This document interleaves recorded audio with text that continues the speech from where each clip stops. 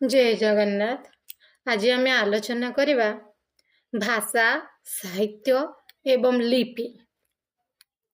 आम देख आम जेहेतु मानव प्रत्येक मनीषर प्रत्येक समाजर किछि ना किछि भाषा थाए। हुए तो पशु मानकर तांकर ठाणी माणीर व्यवहार सहित सेमानंकर जो तांकर नूतन शैली माध्यम से तांकर भाषा को प्रकाश तांकर मनर भावना को तांको पशु पक्षी मान सहित से कही पारती। ठीक सेमती मनीष आम मनीष मनीष मात्र के भाषा निहाती आवश्यक।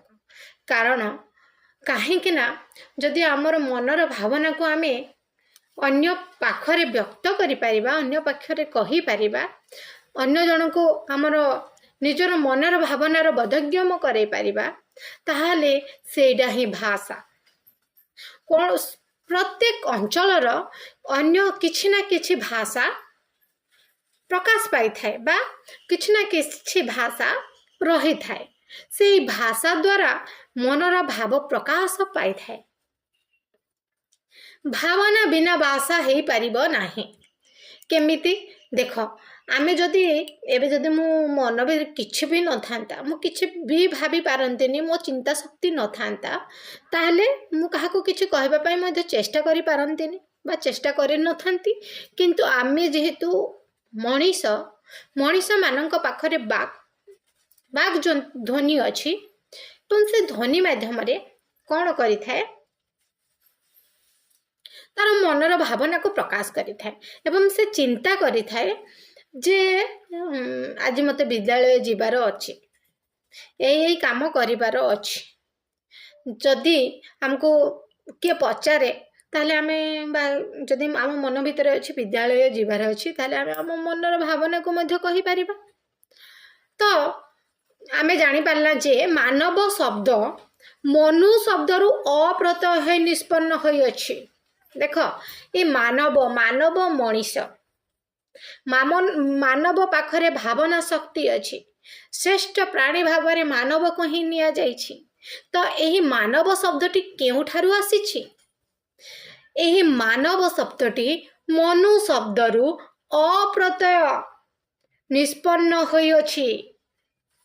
मने रखि था मानव मनु शब्दरु आसिला पुणी अप्रत्यय जग हैला कृदंत तदित आमे पढ़ीचा है ना नहीं। तो धातु पढ़ीचा तो से मानव शब्द मनु शब्दरु अप्रत्यय निष्पन्न हला। मनु शब्द मन धातुरु उ प्रत्यय निष्पन्न होइछि।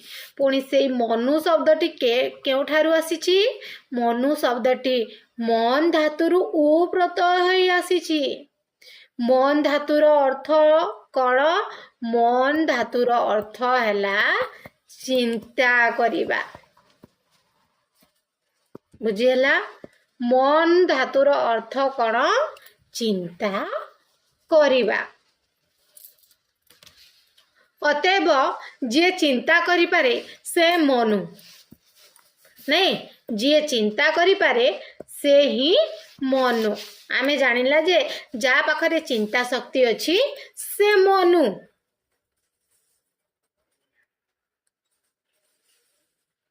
एवं मनुंकर वंशधर माने मानव। मनु किए? मनु हैला जी चिंता कला। ए मनु शब्दटी मन धातुरु उ प्रत्यय होई आसीछि। मानव शब्दटी मून शब्दरु अप्रत्यय निष्पन्न होई आसिला। मने रखिबा को पड़िबा हमको। पुणी मन शब्दर मन धातुर अर्थ हेउछि चिंता करिबा। मन धातुर अर्थ चिंता करिबा। हेते जे चिंता करि पारे से मनु एवं मनुंकर वंशधर माने हेउछंती मानव। तेणु मानव हेला चिंताशील प्राणी एवं प्राणी मानक मध्य श्रेष्ठ प्राणी हेउछि मानव। एवं मनुष्यर भावना शक्तिर विकास फल तार बाग जंत्र विकसित होई अछि। जेते बेले गोटे मनुष्य तार भावना शक्ति विकासित କରିପାରେ ସେତେବେଳେ ତାର ବାକ୍ ଯନ୍ତ୍ର ମଧ୍ୟ ବିକଶିତ ହୋଇଥାଏ। ବୁଝିଲା, ଏ ବାକ୍ ଯନ୍ତ୍ର ମଧ୍ୟ କ'ଣ ବିକଶିତ ହୋଇଥାଏ। ଫଳରେ ତାର ବାକ୍ ଶକ୍ତି ବୃଦ୍ଧି ପାଇଥାଏ ଏବଂ ମନୁଷ୍ୟର ବାକ୍ ଶକ୍ତି ହିଁ ଭାଷାର ଉଦ୍ଭାବକ ହୋଇଯାଇଥାଏ। ଯେତେବେଳେ ମନୁଷ୍ୟର ଚିନ୍ତା ଶକ୍ତି ବଢ଼େ ତାର ବାକ୍ ଶକ୍ତି ମଧ୍ୟ ବିକଶିତ ହେବାରେ ଲାଗିଥାଏ ଏବଂ ଯେତେବେଳେ ବାକ୍ ଶକ୍ତି ବୃଦ୍ଧି ପାଏ ମନୁଷ୍ୟର ବାକ୍ ଶକ୍ତି ହିଁ ଭାଷାର ଉଦ୍ଭାବକ ଭାବରେ ପରିଚିତ ହୋଇଥାଏ। ଈଶ୍ୱର ହେଉଛନ୍ତି ମନୁଷ୍ୟର ସ୍ରଷ୍ଟା, ମାନବମାନଙ୍କର ସ୍ରଷ୍ଟା ହେଉଛନ୍ତି ଈଶ୍ୱର, କିନ୍ତୁ ମନୁଷ୍ୟ ଭାଷାର ସ୍ରଷ୍ଟା ହୋଇଥାଏ। ଯେହେତୁ ଭଗବାନ ହେଉଛନ୍ତି ମନୁଷ୍ୟର ସ୍ରଷ୍ଟା କିନ୍ତୁ ଭାଷା ହେଉଛି ସେଇ ମନୁଷ୍ୟର ସ୍ରଷ୍ଟା। ମନୁଷ୍ୟ ଭାଷାର ସ୍ରଷ୍ଟା ହୋଇଥାଏ। ଅବଶ୍ୟ ଈଶ୍ୱର ପ୍ରଦତ୍ତ ବାକ୍ ଶକ୍ତି ଦ୍ୱାରା ଭାଷାର ସୃଷ୍ଟି ହୋଇଛି, ତଥାପି ମନୁଷ୍ୟକୁ ଭାଷାର ସ୍ରଷ୍ଟା ବୋଲି ସ୍ୱୀକାର କରିବାକୁ ହେବ। କାହିଁକି ସ୍ୱୀକାର କରିବାକୁ ହେବ? କାରଣ ମନୁଷ୍ୟ ଆମକୁ ବାକ୍ ଶକ୍ତି ଦେଇଛନ୍ତି, ବାକ୍ ଯନ୍ତ୍ରଟି ଦେଇଛନ୍ତି, ଆମ ଶରୀରରେ ଗଢ଼ି ଦେଇଛନ୍ତି, କିନ୍ତୁ ଭାଷା ସୃଷ୍ଟି କରିନାହାନ୍ତି। ଆମେ ମନୁଷ୍ୟମାନେ ହିଁ, ସେ ଚିନ୍ତାଶୀଳ ମଣିଷମାନେ ହିଁ ସେଇ ଭାଷାକୁ ସୃଷ୍ଟି କରିପାରନ୍ତି। ତେଣୁ ଭାଷାର ସ୍ରଷ୍ଟା ବୋଲି ମନୁଷ୍ୟକୁ ହିଁ କୁହାଯାଇଥାଏ। ବାକ୍ ଶକ୍ତି ଯୋଗୁଁ ମନୁଷ୍ୟ ଇତର ଜୀବଙ୍କ ଠାରୁ ପୃଥକ୍ ମଧ୍ୟ ତଥା ଉନ୍ନତତର ହୋଇଥାଏ। ଦେଖ, ଯେତେ ବି ଆମ ଜୀବଜଗତରେ ପ୍ରାଣୀମାନେ ଅଛନ୍ତି ନା କାହିଁକି, କାହାରି ପାଖରେ ସେ ବାକ୍ ଶକ୍ତି ନାହିଁ ଯାହାକି ମନୁଷ୍ୟ ପାଖରେ ରହିଅଛି। ତେଣୁ କରିକି ଜୀବଜଗତ ଠାରୁ ପୃଥକ୍ ତଥା ଉନ୍ନତ ମଧ୍ୟ ଏହି ମନୁଷ୍ୟ। କେବଳ ପଶୁପକ୍ଷୀ ବିଭିନ୍ନ ଧ୍ୱନି କରିଥାନ୍ତି,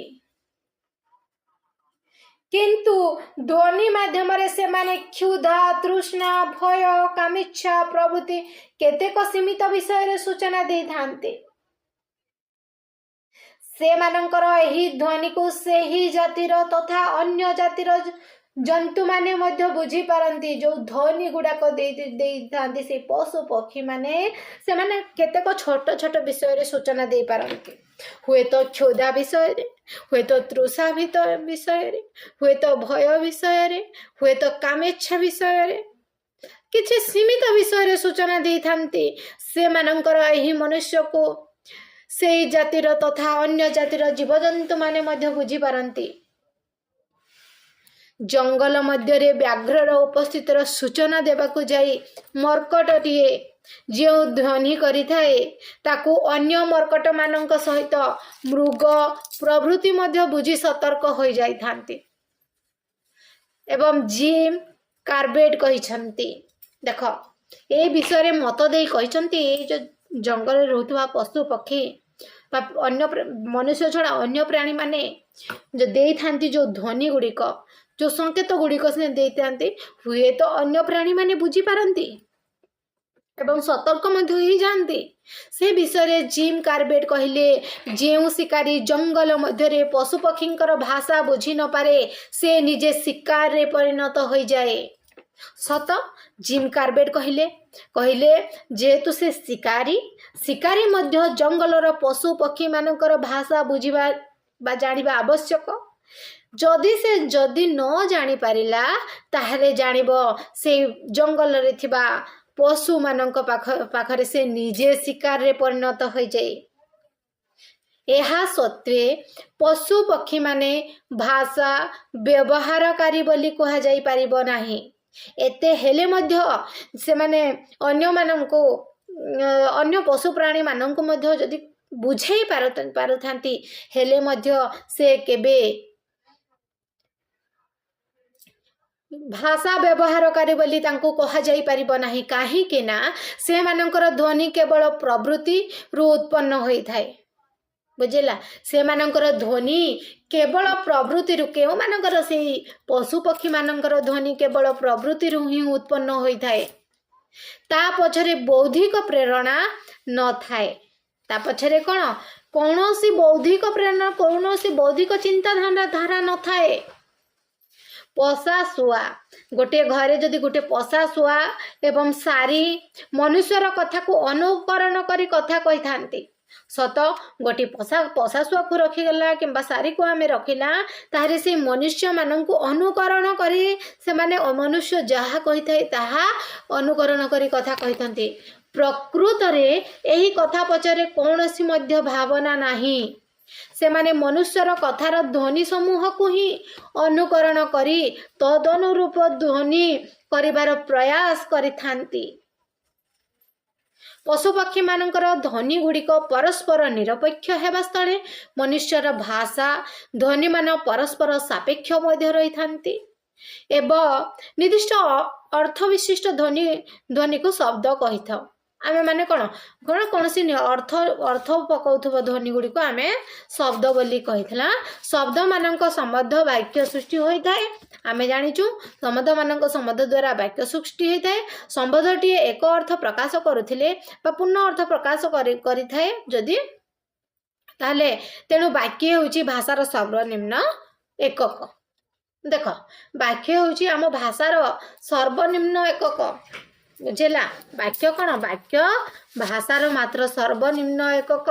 वैज्ञानिक भाव वाक्य को पदार्थ जितेबले वैज्ञानिक भागरे कौन वाक्य को पदार्थ भाव व्यवहार करागला मेटर ओके। एवं शब्द को कौन अणुभाव व्यवहार करागला मॉलिक्यूल। हाँ एवं ध्वनि को परिमाण भाव व्यवहार कला गला आटम सह तुलना करा जाई पारे।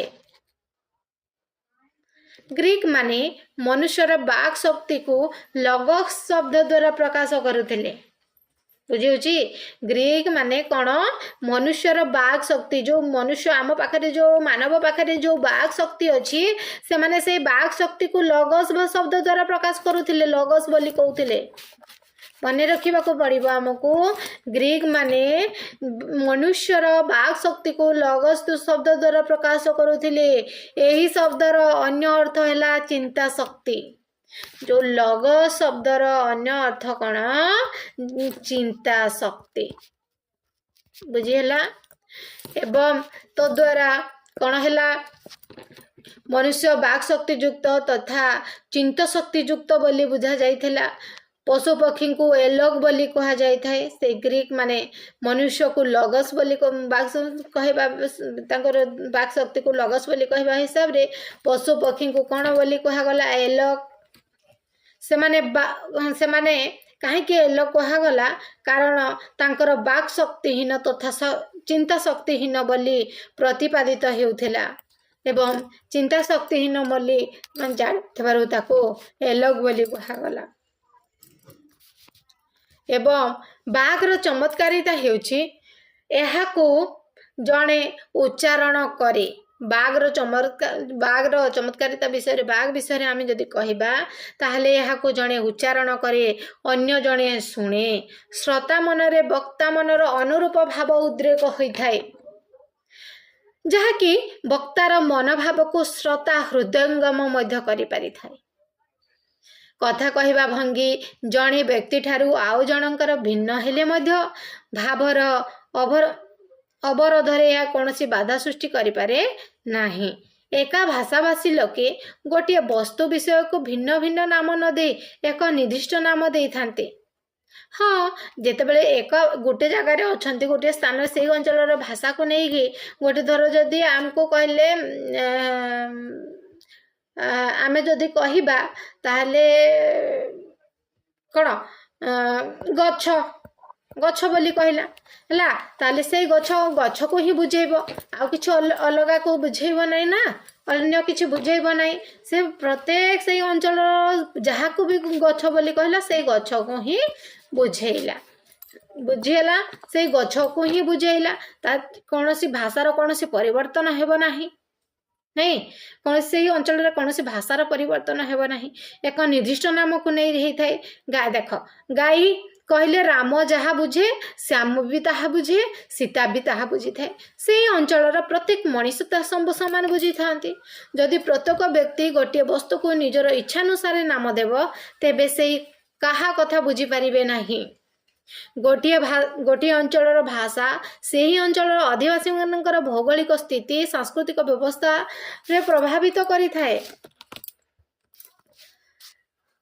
ତେଣୁ ନିଜେ ଭାଷା ସୃଷ୍ଟି କରେ ନାହିଁ, ମଣିଷ ନିଜେ ଭାଷା ସୃଷ୍ଟି କରେ ନାହିଁ, ସମାଜକୁ ନେଇ ଭାଷା ସୃଷ୍ଟି ହୋଇଥାଏ।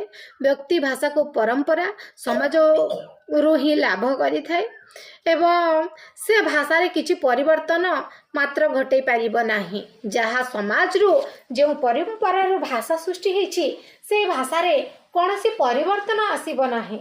ତେଣୁ ଭାଷା ନିମନ୍ତେ ବ୍ୟକ୍ତି ପରମ୍ପରା ତଥା ସମାଜ ନିକଟରେ ଋଣୀ ହୋଇ ରହିଯାଇଥାଏ। ଧ୍ୱନି ନିର୍ଦ୍ଦିଷ୍ଟ ଅର୍ଥର ବାହକ ହେଲେ ଶବ୍ଦ ନାମରେ ଅଭିହିତ ହୁଏ। ଯଦି ଧ୍ୱନି ନିର୍ଦ୍ଦିଷ୍ଟ ଅର୍ଥର ବାହକ ହେଲା, ତାହେଲେ ଶବ୍ଦ ନାମରେ ଅଭିହିତ ହୁଏ।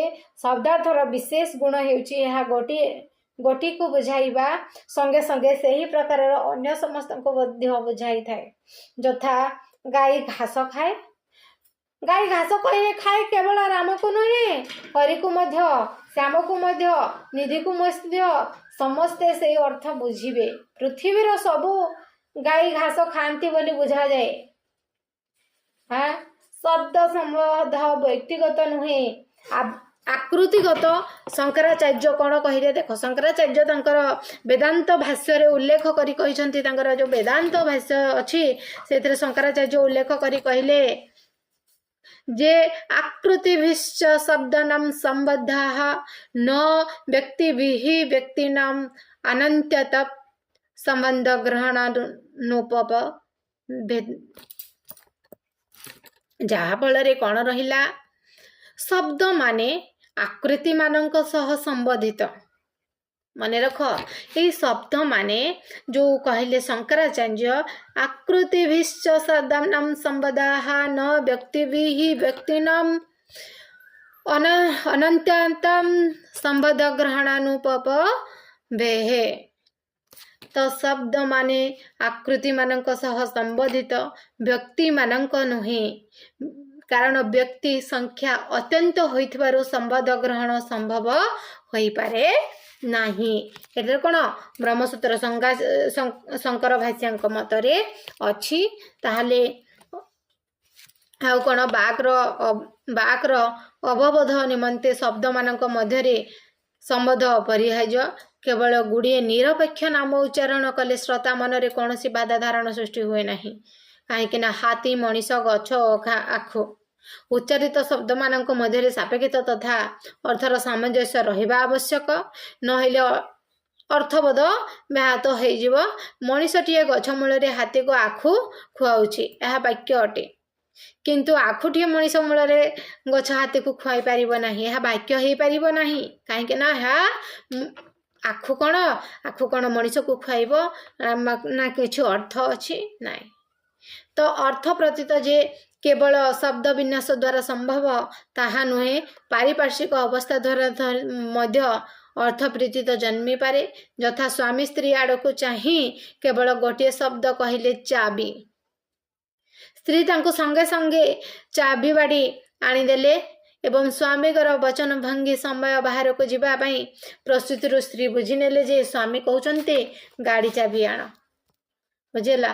ବୁଝିବା ଶକ୍ତି ମଧ୍ୟ ଅନ୍ୟ ପାଖରେ ଥିବା ନିହାତି ଆବଶ୍ୟକ। ମଣିଷ ଗୋଟିଏ ଚିନ୍ତନଶୀଳ ବ୍ୟକ୍ତି ହେଇଥିବାରୁ ସେ ନୀତିଦିନିଆ କାମ କଲେ ଧୀରେ ଧୀରେ ସେ ସବୁ କିଛି ବୁଝି ଯାଇଥାଏ।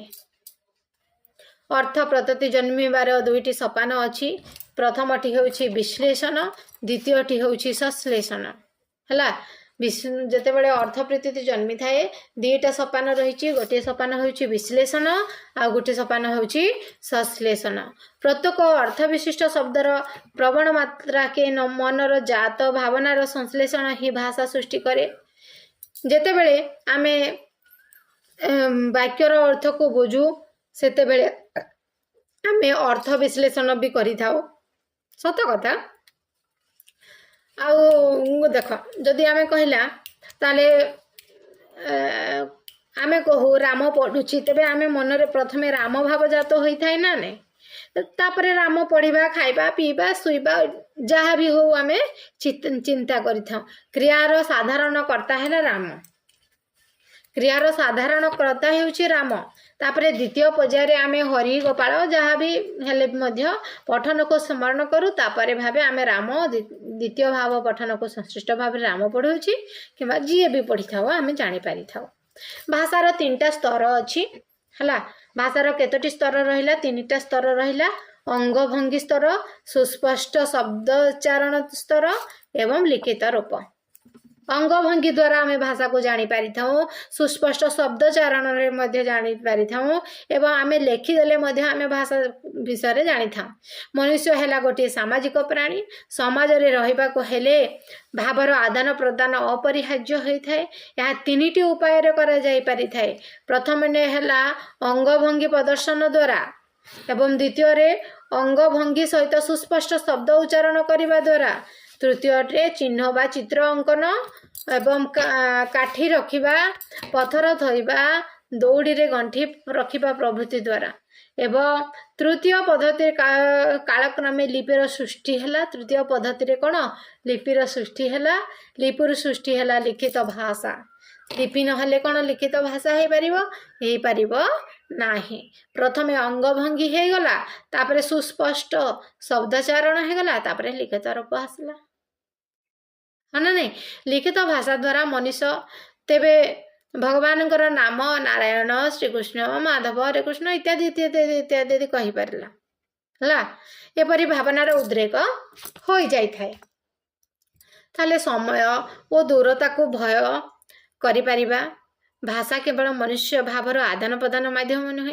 ये तार विचार मध्य सपान होई थाए जे तार विचार शक्ति मध्य जेतिकी मात्रा रे बढ़िबो सेतिकी मात्रा रे भाषा मध्य उन्नततर होई परिबो मनुष्य सर्वदा उच्च धरण धीशक्ति बल ए पृथ्वी को निज अधीन रे रखिबा को चाहि थाए जहा फल रे पूर्व पुरुष ज्ञान भंडार ज्ञान अर्जन करबा को चाहे एवं सेथरो तार मूल्यबोध को बुझी अन्य को बुझेबा को चेष्टा करे ताहले आमे एबे आमे देखिबा भाषा हेउची धन शक्तिर जननी एवं धी शक्ति मध्य भाषार जननी धी शक्तिर जननी एवं धी शक्ति मध्य भाषार जननी आमे देखिबा जेहेतु आमे ओडिया एबे पढुचा ओडिया भाषा अंक रहिला देखो आम पृथ्वी गोटे आम पृथ्वी गोटे बहुत बड़ देश पृथ्वी रे बहुत प्रकार भाषा जो प्रचलित होइछि जेहेतु आमे ओडिया आमर मातृभाषा ओडिया आमे ओडिशार आमर मातृभाषा हेबो ओडिया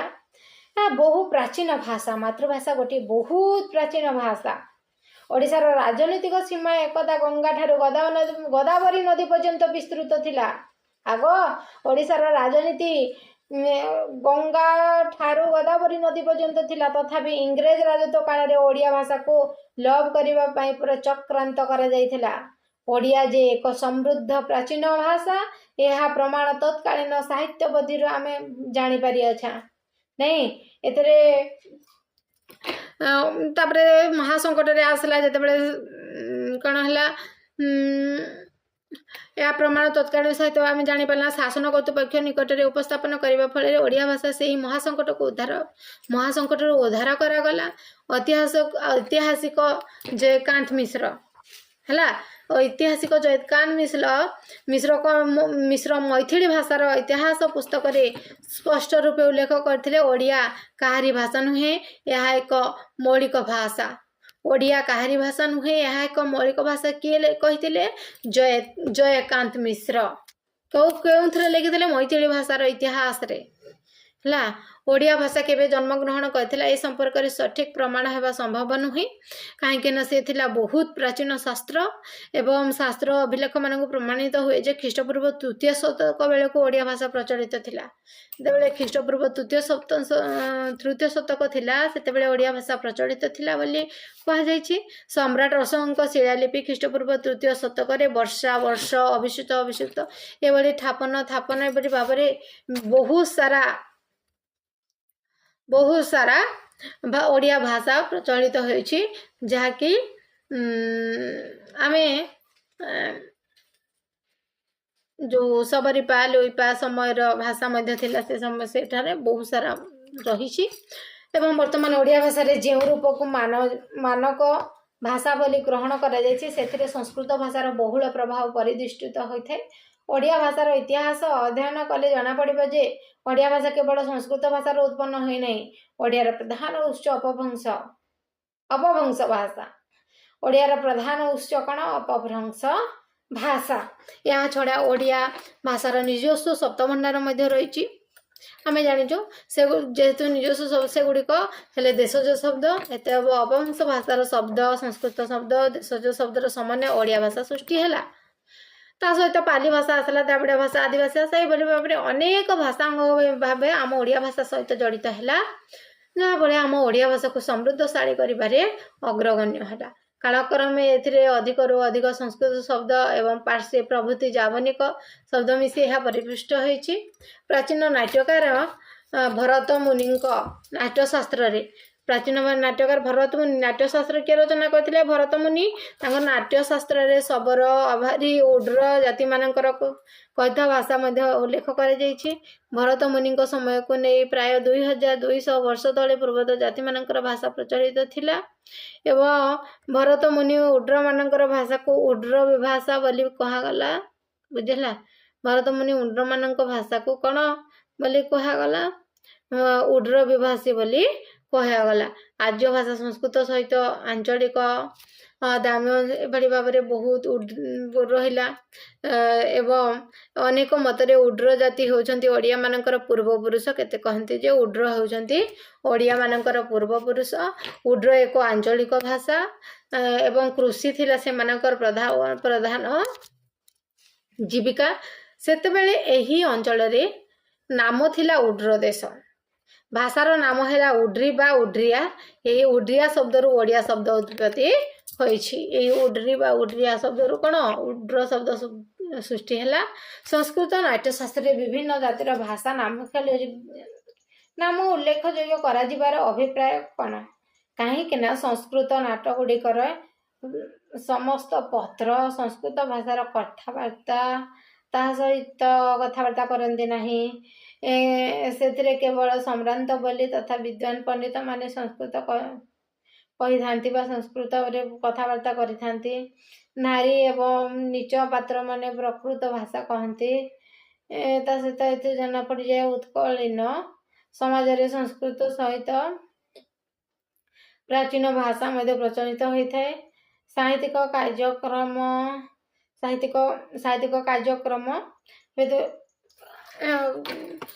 तो साधारण क्षेत्र में प्रकृत भाषा ही व्यवहार सृष्टि कला।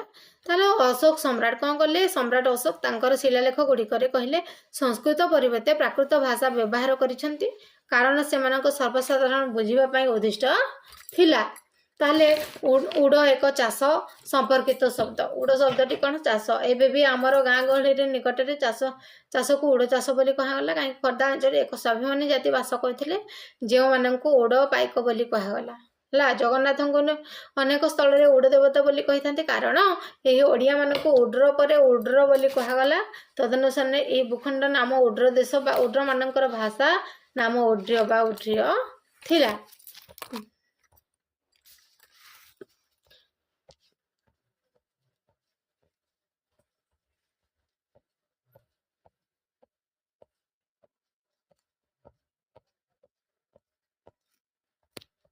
हो जेहेतु आम पढ़ी जाइला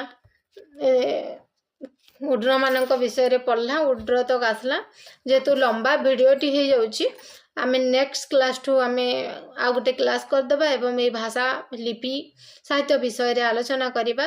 मोर आशा समस्त को ये भिडियोटी भल लगी तेणु करी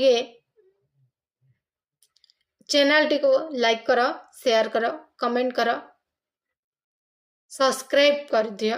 जय जगन्नाथ।